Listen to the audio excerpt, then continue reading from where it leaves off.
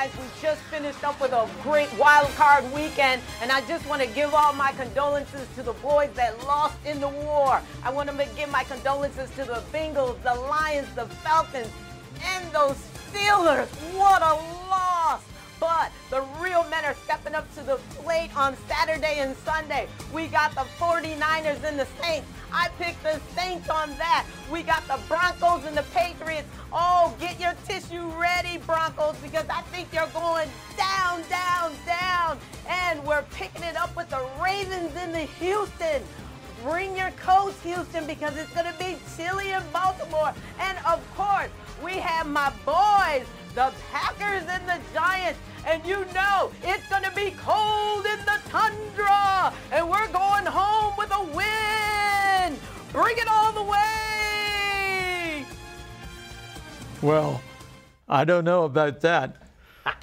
I'm telling you, she's going to replace you next. She should be on here. That's great. That was a lot of charisma there. That was good.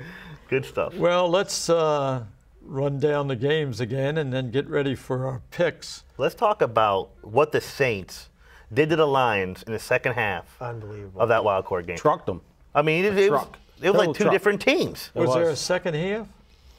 I thought something had happened. At one point, it was 21-20. It was close enough. It was very close. And then the foot went down on that throttle, and it was over, just like that. Well, the funny thing, Detroit marched right down the field, the opening drive, and scored like it was effortless. And I thought, well, this is going to be a ball game. And then something happened in the second half, and I guess New Orleans decided, well, let's start playing offense, and they couldn't be stopped. And Drew Brees, I mean, we could talk for hours about how good he is. Dude, he's great. He's also a free agent. He's the best quarterback I've seen that throws to a spot. I thought it was Peyton Manning, but when he's covered, when a wide receiver's covered and this spot is open, he delivers hits it. it. Not just that spot, but at the right time. Exactly. It's absolutely amazing. What Brees does a phenomenal job at is he can look away. He can make secondary guys go one way. He can take them any way he wants. If he wants them to go left, he stays right, and then the split second he can turn the fire accurately to the left, and the guy's just one half step the wrong way, and he can complete the ball. He looks away receivers. I mean, he looks away safeties better than anybody. He looks away safeties, but he's got a lot of targets. Jimmy Graham, Henderson, Colston, Meacham. Then he's got Darren Sproles coming out of the backfield. That's Every a game I watch deadly the offense. Saints play, he's thrown to 8, 9, 10 different guys. Exactly. It's amazing. It's amazing. And Detroit showed up with a legitimate offense. They're not a bad team at all. No. I mean, Calvin Johnson had over 200 yards receiving. Crazy. Broke Raymond Berry's record for most, When you look at the Saints, too, now, not to say they're going to get through the NFC, it's very tough, but the Super Bowl is going to be in a dome. Yep. And you just see they play in a dome better than any other team I have ever seen. And who knows? Like it may have been more of a game if Detroit had not been jobbed on that Breeze fumble, that the inadvertent early whistle again when from Breeze, he didn't nearly. I mean, the ball was out of his hand before he even came forward, and they called it an incomplete pass. I mean, nobody's looking at this. I mean, nobody's even looking at. Okay, no, that wasn't a pass. They blow the whistle. The play's dead, and Detroit, the guy was running that, he would have scored. It would have been a touchdown. It would have been a different game. Different game. I think with the Saints, the thing that I come back to is the greatest show on turf. Kurt Warner, Marshall Faulk, those guys, and they're blowing those records away. They set the regular season record for yards and points in a I've never seen anything like that before. So if they have to go into Green Bay, which some of you don't think is going to be the case, but if they do, they'll have a tough time. But, man, if they get into that Super Bowl, I don't see them beating anyone. I don't see anyone beating them at all. We talked about it during the break. As good as Breeze was, Stafford played, quarterback's really taking a couple steps back, Matt Ryan. Correct. What I thought was a make-or-break game, he had under 200 yards, I think 199 exactly. Just didn't get in rhythm at all with the game. I mean, he has receivers. He has Roddy White, Tony Gonzalez, Julio Jones. They're all deep threats, and he couldn't get anything started at all. He looks like he's gun shy. Like, I don't know, right when he's about ready to throw that ball, he just kind of takes it in a little extra second, and the pressure gets to him. Just big steps back for Matt Ryan. Well, one thing Matt Ryan doesn't have that like Joe Flacco has, and a lot of guys have, like Drew Brees has, he doesn't have the outlet receiver that comes out of the backfield like Darren Sproles, like Ray Rice, that can catch that swing pass to be the third option. He doesn't have that because he's looking downfield, and if he doesn't have that open, he'll force the ball in. He doesn't have the Falcons don't have anybody that comes out of the backfield that can set up a block and then release into right beyond in between the middle linebackers and the offensive line and get that pass. They just don't. They need that. The other thing that Ryan ran into, and we talked about in the break too, is the Giants' defense.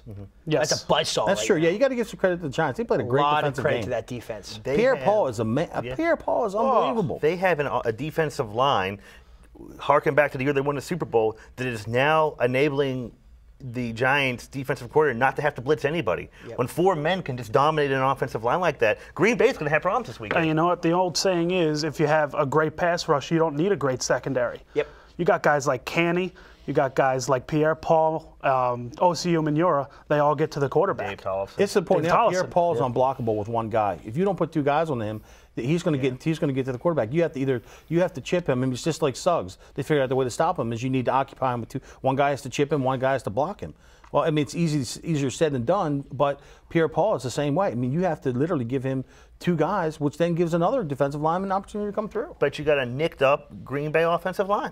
They are nicked up. That is the weakness in their offense. Their defense is poor, and their weakness in their offensive line is mediocre at best. It's difficult to say the word weakness in offense with the Packers. No, it really is. So But with Aaron Rodgers, it's a little step down because of the injuries. And you're going against probably the best front 4 in football coming this weekend. Against probably one of the best quarterbacks. He'll get rid of the ball quickly. He will. He'll, just like he's done all season, he'll neutralize the weaknesses of the offensive line by getting rid of the ball quickly and hitting his spots like he's done all season. I want to go back to the Saints game because I was talking about the dome. Yeah. Now, if I'm San Francisco, I'm putting hoses and I am spraying that field down. And I am practicing on it all week, and I am tearing that field up and making it a mud bath. If I have to complain your dome, you got to complain my mud. Let the grass grow, tear it up, and it wouldn't be out of the realm, right? I mean, Put all that electricity money into the water field. I mean, San Francisco's defense is really, really good. Yeah. Is Willis healthy again? His replacement's good. Yeah. Yeah, no, but he's not as good as Willis. No, he's not. But is he healthy? Remember, he was out for a while. For a while. I think he's going to try to play. He had the hamstring issue, just like Woodley did. Defense. It is. That's a very Steeler-Raven-like defense. Alden Smith was pass rushing against the Steelers a couple of weeks ago, and he just pushed and pushed and pushed and got to Roethlisberger Pierre 4 times. for the Giants. Exactly. Well, he plays 3 plays a freaking quarter. Yeah. He comes in on 3rd, 10 plus, and he gets a sack. He gets a sack. Well, I think everybody agrees that whoever represents the NFC in the Super Bowl is more likely going to take it because the NFC, the talent there between if it's New Orleans, certainly be a 9-point favorite. Yeah, if it's New Orleans, I mean, for Baltimore, the best case scenario is somehow San Francisco gets to the Super Bowl. Yeah. But I just don't see. I mean, I love the Ravens. I just don't see how they could possibly beat Green Bay or New Orleans in a dome. I just don't see how they would do it. I don't see how, with their banged up secondary, how New England could even as good as their offense is, that trap meet it'd be one-sided. That would be bad. Gentlemen, I think it's about time to go with our picks and see if any of you, including myself, are going to do better than the young lady who was giving her picks at the start of this. So I guess I'm going to start with Nick over here. All right, and we're going to start with let's start with the Giants and the Packers. And I'm going to take the Green Bay Giants, or the New York Giants beating the Green Bay Packers. I think their pass rush is going to be too much, and I think Brandon Jacobs at 6'4", 280 pounds is going to run all over that Green Bay defense and just wear them down. Green Bay's defense is not that good, and they're going to wear them down. Who do you like in the other games? The other games, I like the Saints over the 49ers. I just think the Saints are going to be too much for San Francisco. The Ravens over Houston, again, they got to come to Baltimore. We haven't lost there yet, and I think Joe Flacco is going to have a pretty good game. And for the last one, Tebow's done. I mean, I don't see them going into New England, and Tom Brady's just going to go bonkers, throw for 400 yards, 4 touchdowns. Aaron Hernandez is going to overdo Gronkowski, and he's going to have 2 touchdowns himself. All right, good picks there. Yeah. Is it my turn? Yeah, Chris, go. Okay, well, I'll start in the NFC again, too, and as much as I like watching Green Bay play, I think we're going to have a situation just like the year the New York Giants won the Super Bowl. I really believe that this front 4 can really wreak havoc on Aaron Rodgers and Green Bay. And in a close one, I like the Giants to upset number 1 seeded Green Bay. Wow. In the other game, I really think that no matter what San Francisco can do to that field, I think New Orleans' offense is just too much. San Francisco's offense is not as good as advertised. Alex Smith, he manages a game, but he's not going to win you a game. They're going to need him to play beyond what he can do. I like New Orleans 30-20 in that game. On the AFC side, I think Tom Brady went into Denver a couple weeks ago and just torched them on the road. He's going to do it again. New England's just too much speed, too much offense. And then I'm going to go ahead and go against the grain here. I think that Baltimore's going to be really happy to have that home game. And I think that Houston's going to come in here and, on a field goal, maybe upset the Ravens 19-16 in a low-scoring defensive battle. Wow. That's why he has the green shirt on. That's right. Anyway, I'm going to let you go next because I'm saving mine for the end. Packers are 15-1. I don't see any reason why I'm going to take against them at home. I'm gonna go ahead and take the Saints on the road against San Francisco. The problem with picking San Francisco is when you watch the Saints, you just don't see any reason how they could lose that game. I'm not buying Tebow long term, but I am gonna buy him this week. I can't watch any more games with him and think he can't do it. And I don't know if they're gonna win this week, but I'm gonna guess that they will. And of course, I'm taking 8-0 at home. I'm going to take the Ravens. I think they're going to beat the Texans by about 14 points. Okay. Let me see. Oh, yeah. No, you got a Maryland shirt on. But go ahead.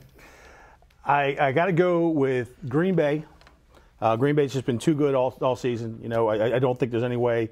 I think the Giants will give them a game. I think the Giants' defense is much improved. It's a good defense, but I don't think. I think in the end, Aaron Rodgers is just too good. That offense is explosive, even though they have a suspect offensive line. I'm picking New Orleans over San Francisco. Just too much power on offense. Ravens over Houston. They beat them once there with their first-string quarterback. I think they do it again. They're very good at home. Thankfully, they're not on the road. And I'm going to go on a limb, and this is more wishful thinking, I think, and go with my man John over here and say that Tebow is going to pull another miracle, and he's going to take down the Patriots and that terrible Patriots secondary and bring the AFC Championship game to Baltimore. That's right. Well, one could only hope. What? I said one could only hope. That's right. Well, I'll start off saying I agree with both of you. Then I have to go call my doctor that talks to me each week to let me know what I've said wrong. But anyway, I'm going to pick Tebow and the Broncos in that game. And I think, I don't know. I don't know if I can do the Giants. No, I'm not going to pick the Giants. Not going to pick the Giants. Go with the Packers. Not the G-men. That's right. But I'm not going to wear one of those hats. But we're going to let the young lady that started the picks off, we're going to get her one of those cheese hats and let her wear it on TV when the Packers are next playing. Yes. And I think also I got to go with Ravens. Ravens in the Ravens game, even Got though to. I have some doubts about that. But I got the shirt on. How about 49ers Saints? What do you say there?